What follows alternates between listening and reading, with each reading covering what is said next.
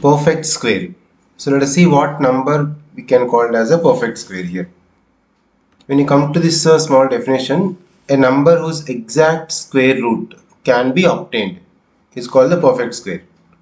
Okay, for example, 16 you take.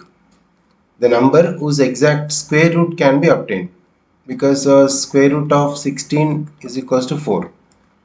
That means 4 into 4 will get 16.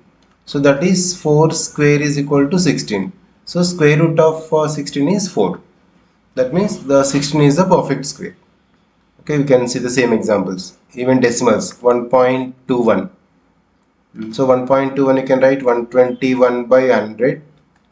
121 is 11 into 11. 100 is 10 into 10.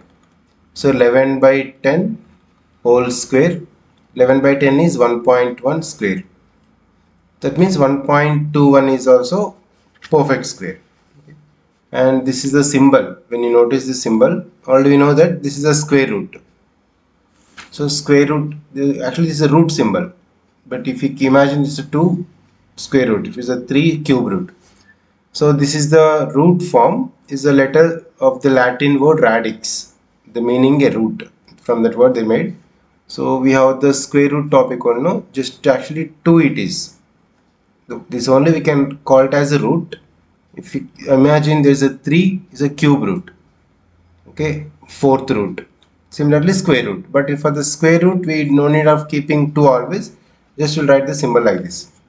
So this is a root or a square root also. But separately if you mention the letters, if you're able to see in the textbook with the names, cube root, fourth root, any number of root you can write. But only the symbol is a root. But in general we can take it as a square root it is. Okay. That's why square root of 49, it is 7. So 49 is a perfect square. Same, square root of 25 is equals to 5. Because 5 into 5 is 25. So 25 is a perfect square. So a number whose exact square root can be obtained is called a perfect square. But square root of this 3 we can't write some number square. So this is not a perfect square. So 3 is not the perfect square. And how to check a number is given perfect square or not. So we have the two methods. For example, to check 196 is perfect square or not. So to find out this, we can make into factors, product of the factors. 196 is first prime number is 2. Okay, 2 into 98. Only product of the prime numbers we must make. 98 again 2 into this is 49, right? Again this 49 is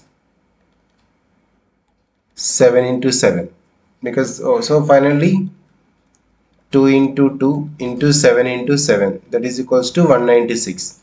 Only product of the prime numbers. And every number you can see the pair. 2 is one set, 7 is a pair.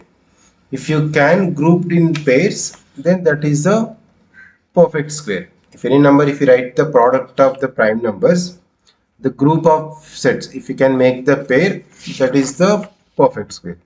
Okay, for example, take 180. 180 if you can make like this, you'll get like this. 2 into 2 into 3 into 3, 5. 2 to the 4, 4 3 is a 12, again 12 3 36 into 5, 180.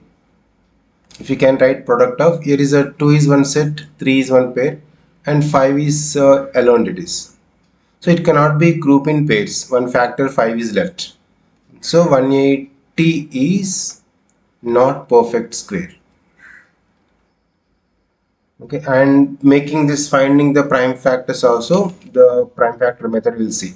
Okay, this is making the practice. The only 3-digit number, 2-digit number we are making very fast because we know calculations easily.